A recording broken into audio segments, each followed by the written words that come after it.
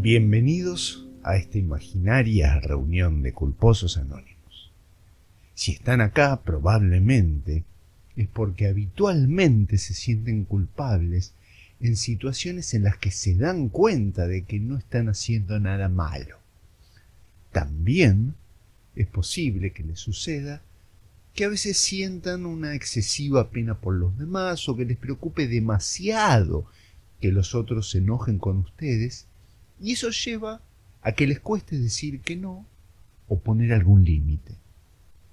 En algunos casos, les sucederá inclusive que cuando otra persona se muestra distante o simplemente tarda en responder un mensaje, el primer reflejo sea preguntar si habré hecho algo mal. Es necesario advertirles a quienes hayan venido en busca de algún tipo de absolución que se van a ir decepcionados.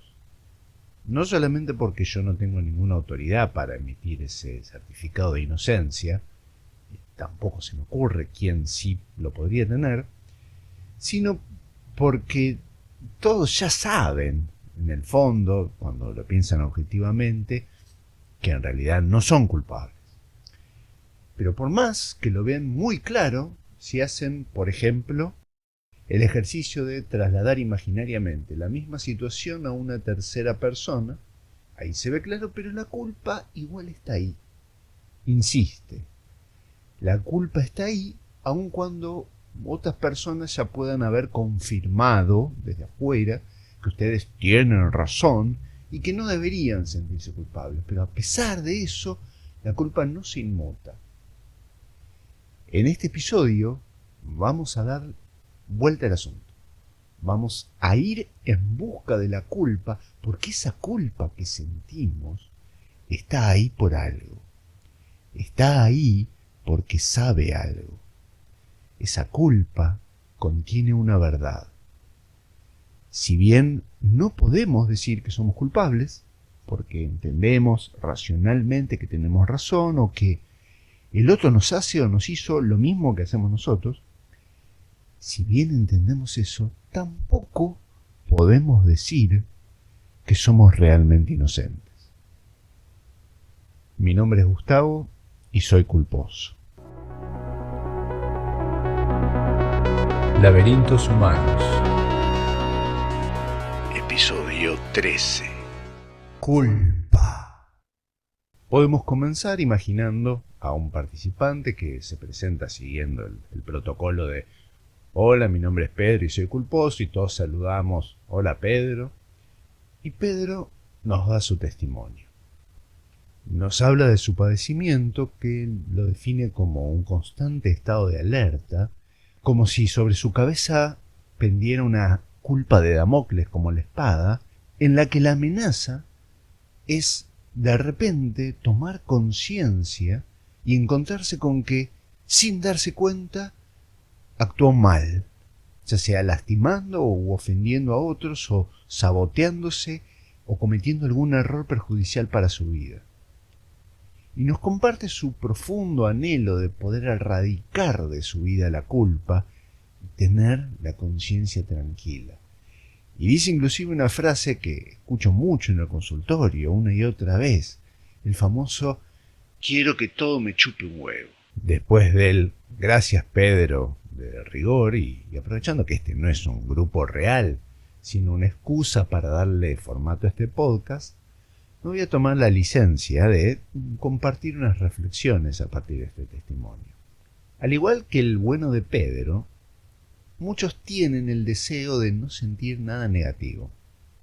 No solo culpa, ni miedo, ni enojo, ni vergüenza. Y en mi labor como terapeuta, me encuentro con que muchas personas tienen la fantasía de que la terapia podría servir para eso, para, por ejemplo, no sentir culpa. Por suerte no funciona de ese modo, porque si existiera una terapia así, tendría como ideal del ser humano a los psicópatas. Le contesto a Pedro, sabiendo que lo voy a decepcionar, que la culpa, al igual que los demás sentimientos, necesitan ser reconocidos y escuchados. Pero, no son todas malas noticias, aclaramos. Escuchar la culpa no quiere decir creerle. No es lo mismo tomar la culpa que ser tomado por la culpa. Dicho de otra forma, a los sentimientos negativos hay que darles lugar, pero no darles manija. Pedro levanta entonces la mano y me pide ampliar su testimonio, porque tiene la sensación de que yo estoy minimizando su problema y que pareciera que mi respuesta se limita a decirle que se banque la culpa y listo, que no hay nada más para hacer. Insiste y enfatiza en que suele estar tan pendiente de hacer lo correcto y de no hacer enojar a nadie, que le cuesta muchísimo tomar decisiones hasta el punto de quedar totalmente paralizado. Es cierto que a veces no alcanza con darle lugar a la culpa. Ese solamente es el primer paso. Pero si no damos un paso en esa dirección y tomamos el otro camino, el camino de tratar de resistir y de evitar la culpa, llenándonos de justificaciones y de diálogos internos, nunca vamos a poder mirar de frente esta culpa que nos atormenta como para trabajar con ella. Esto va no solo para Pedro. No vamos a aliviarnos de la culpa saliendo por la puerta de la inocencia. Lo que necesitamos es escuchar e integrar la culpa y aprender lo que nos viene a decir. Entonces, claro, todo el grupo me interroga con la mirada, como diciendo, bueno, a ver, hagamos que hable de una buena vez, así terminamos con esto. Entiendo la ansiedad. Lamentablemente cada uno tiene que trabajar con su propia culpa. Y todos dicen, Pero sí podemos reflexionar un poco sobre una estructura mental que todos sí tendemos a compartir, y que es nuestra mirada infantil sobre el bien y el mal. Por más que seamos personas grandes y maduras, nuestro corazoncito más íntimo siempre conserva la ilusión de vivir en un mundo consistente. ¿Qué quiere decir esto? Que tiene una división clara entre el bien y el mal. Atesoramos en lo profundo el anhelo de vivir en ese mundo en el que los malos son castigados y los buenos, si somos nosotros los buenos, vamos a ser recompensados. Nuestra mente busca entonces asegurarse de que lo que hacemos está siempre dentro de lo correcto, que estamos cruzando con el semáforo en verde. Pero nuestra culpa, que a veces es mucho más sabia de lo que creemos, sabe que aun cuando hacemos algo que está bien, algo justo, sujeto a derecho, algo que corresponde, aún ahí podemos estar fallándole al otro y no somos inocentes. Porque podemos cruzar en verde, pero los semáforos de la vida no están sincronizados. Este es a mi criterio el concepto central de la adultez. Este concepto, una vez entendido e incorporado, lo que no es nada fácil ni lindo, nos permite convivir con la culpa y a la vez tener también más empatía con los otros y por lo tanto disminuir esa sensación de injusticia y de indignación que a veces nos toma. Esto es tan importante que hasta le podemos perdonar que suene medio cursi y por eso quiero repetirlo y vamos a ponerle efectos de audio rimbombantes para que quede bien resaltado. Los semáforos de la vida no están sincronizados. Esto quiere decir que ante los conflictos o desencuentros, que yo tenga razón no necesariamente va a coincidir con que el otro no la tenga tan bien. Que yo tenga luz verde frente a mí no siempre va a coincidir con que el otro tenga luz roja, porque no siempre hay una solución correcta o justa. Observo que se produce un silencio en el grupo, una mezcla de perplejidad ante lo que creen estar entendiendo y de cierta duda de si están realmente entendiendo bien. Déjenme que les dé un ejemplo. La madre que no puede ir al acto escolar de su hijo porque tiene que trabajar, le está fallando a su hijo por más que le fallaría aún más si perdiera su trabajo por ir al acto escolar.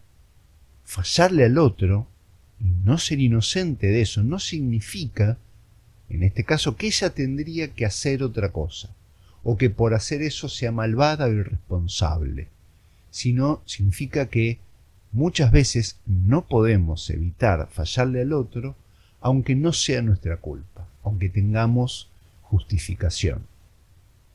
Y agreguemos algo muy importante que también nos suele producir culpa. Tampoco podemos evitar fallarnos a nosotros mismos. Y no podemos evitarlo, aunque hagamos, entre comillas, todo bien. ¿Por qué? Porque los semáforos tampoco están sincronizados dentro de las diferentes áreas de la vida de cada uno de nosotros. Si el médico me dice que haga ejercicio, y yo soy un ciudadano sensato y obediente y hago natación 3 veces por semana, esas horas tan ejemplarmente utilizadas no se las estoy dedicando, por ejemplo, a mis hijos, a mi pareja, a mi trabajo, a mis amigos, a hacer cursos de posgrado para no estancarme, y todos los etcéteras de actividades que no solo a veces son deseos, sino que también se nos imponen como mandatos en esta época de exigencias de autosuperación y de potencialización del disfrute. El grupo entiende, pero obviamente empieza a presentar objeciones, intentando suponer que en realidad sí hay una forma de encontrar un equilibrio en el que uno podría atender suficientemente bien en las dosis necesarias cada una de las áreas de la vida. O que si uno hubiera hecho las cosas bien desde el principio, ahora, no tendría que hacer tantos malabares. Quiero que vean cómo están haciendo todos un desesperado intento por conservar la idea de que sí es posible vivir haciendo las cosas bien, sin fallar, con una carita feliz de marcador fosforescente dibujada por la maestra jardinera de la vida en el dorso de la mano. Acá tienen en acción a ese corazoncito infantil del que hablaba antes, porque así no solo tenemos la tranquilidad de que podemos hacer las cosas bien, sino que podemos seguir juzgando a otras personas, generalmente nuestros padres, por ahí algún hermano o hermana, alguna pareja o expareja, podemos seguir juzgando a quienes sí han hecho las cosas mal. Mientras el grupo va procesando el sinsabor, podemos imaginar a otra participante, Juana, que levanta la mano y comparte con nosotros la forma en que la culpa interfiere con su vida y le quita fuerza. Nos cuenta que le cuesta decir que no, que le cuesta la confrontación. Le sucede, por ejemplo, que se siente muy incómoda si le tiene que reclamar a la hermana la plata que le debe, y que por eso lo evita, lo pospone todo lo posible. Y a la vez siente cierta indignación porque ella considera que la hermana debería darse cuenta sola por sí misma de que él le tiene que devolver la plata y que no debería ser necesario que ella le tenga que reclamar. Y agrega además que para colmo, si junta coraje y le llega a insinuar algo a su hermana, la hermana le contesta enojada, ofendida y la acusa de miserable o de desconfiada. Este valioso testimonio de Juana nos permite reflexionar sobre la naturaleza de la culpa e ir entendiendo un poco más sus mecanismos. Estamos hablando de esta culpa exagerada e injustificada, porque en general cuando sí nos sabemos culpables y tenemos conciencia de que realmente actuamos mal, podemos asumir la culpa y punto. Pero esta otra culpa, que podríamos llamar neurótica, es un sentimiento falso. ¿Qué quiero decir con sentimiento falso? Quiero decir que es un sentimiento encubridor, que está en lugar de otro sentimiento. Esta culpa, por decirlo de algún modo, no es auténtica, no tiene una energía propia. ¿Qué es entonces esta culpa? ¿Qué está tapando esta culpa? Bueno, no es muy difícil averiguarlo. Pueden hacer el ejercicio de imaginar qué sentirían y cómo se conducirían si la culpa no estuviera ahí. Y van a poder comprobar que la culpa está tapando dos cosas: la ira y la crueldad. La culpa es el disfraz de buenitos que nos ponemos para disimular nuestra agresividad y sadismo. Y lo hacemos no para engañar a los demás, sino sobre todo para engañarnos a nosotros mismos. La culpa entonces se nutre de la energía de la agresividad y del sadismo reprimidos. Con esta clave podemos ahora responder las preguntas que tanto nos acucian. ¿Por qué nos sentimos incómodos reclamando, por ejemplo, en casos como el de Juana, si sabemos que estamos haciendo un reclamo justo? ¿Por qué nos da hasta algo de pudor si sabemos que no estamos sacando ninguna ventaja inmerecida?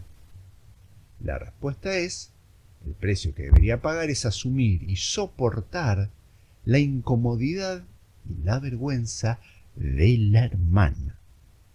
Juana, si le va a reclamar, necesita poder tener la crueldad de generarle a la hermana un problema. Juana, si hiciera eso, tendría entonces que pagar el precio de reconocer que nuestra buena y querida Juana en realidad no es una santita, sino que es simplemente una persona común que decide defender sus intereses a pesar de que eso le genera padecimiento a otro, contando únicamente con el atenuante de la justicia, de que el otro se lo merece. Noto que el grupo comienza como a retorcerse en las sillas y a protestar, y Juana está desesperada y sin siquiera detenerse a levantar la mano, dice: pero entonces mi hermana tiene razón al decir que soy un egoísta. Y la respuesta es sí, tu hermana está actuando de forma manipuladora, infantil y miserable, por supuesto. Pero sí, tiene razón.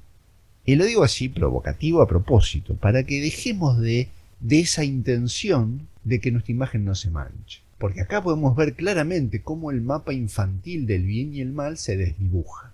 Si yo quiero ser una persona de bien, como les gusta decir a muchos, yo debería ser, por ejemplo, justo y generoso. Está claro que la justicia es un valor positivo, queda en el lado luminoso, el lado lindo, el lado del bien del mapa. Y lo mismo para la generosidad también queda del lado bonito del mapa. Sin embargo, vemos como en este caso que justicia y generosidad a veces no coinciden e inclusive se oponen. Lo justo es un pan para mí y un pan para el otro. Si el otro termina rápido su pan y se queda con hambre, yo tengo que decidir si voy a ser generoso y le comparto un poco de mi pan, o me voy a limitar a ser justo. Repito la frase, limitarme a ser justo. Y si me limito a ser justo, estoy siendo cruel. Me puedo amparar, no, estoy siendo justo, no sé, pero estoy siendo cruel. Tomo la energía psicológica de la crueldad. Si soy justo y equitativo, va a aparecer la culpa que me está señalando que no estoy siendo generoso. Y está bien. Limitarte a ser justo no te hace inocente y tu culpa lo sabe. Ve ahora como en un conmovedor esfuerzo para aferrarse a la ilusión de que, bueno, sí es posible hacer las cosas bien, todos se están preguntando si entonces la solución no es consagrarse a la generosidad y dedicar la vida en un acto de inmolación a la entrega al otro. Y antes de que Juana le mande un mensaje a su hermana pidiéndole perdón por haberle reclamado el dinero, vamos a aclarar este punto. Desde ya que sería hermoso vivir en clave de generosidad, pero la generosidad no puede ser infinita.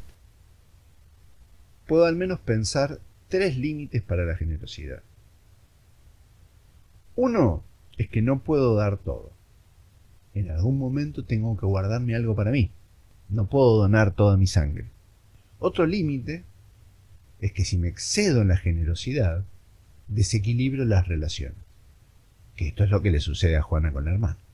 Y cuando esto sucede, después, uno se termina sintiendo un boludo. Yo nunca escuché a ninguna Juana decir: ¡ay, qué lindo! ¿Cómo me encanta ser tan generosa? Veo cómo mi hermana no me devuelve la plata y con esa plata se va de vacaciones a Brasil y me lleno de regocijo al entender que lo puede hacer gracias a mí.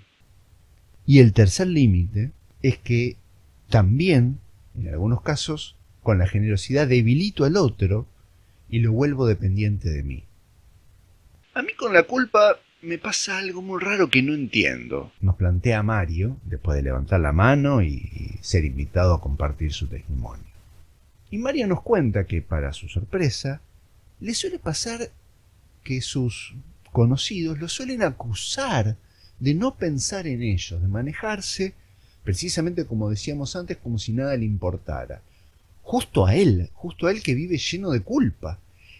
Y eso lo desespera y siente que se vuelve loco, porque, por un lado, hace terapia para luchar contra la culpa y tratar de ser racional y tratar de no posponerse, de no priorizar siempre a los demás, pero cuando lo logra, los demás se lo recriminan, lo acusan, entonces está desorientado, se le hace muy difícil.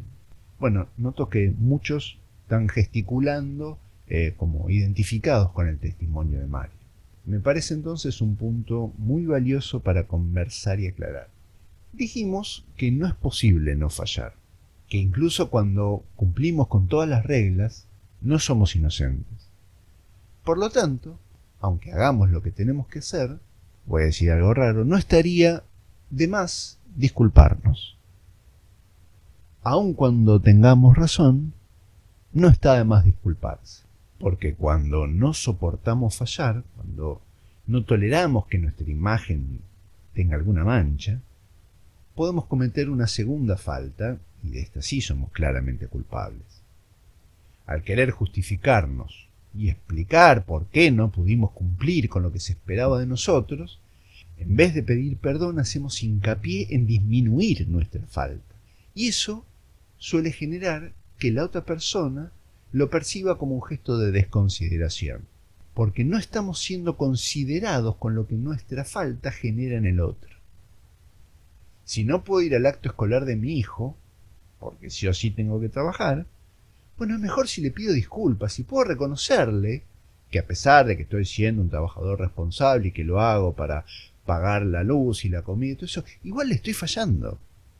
Y está bien que le dé las explicaciones, pero no para que me entienda y me descuente el precio.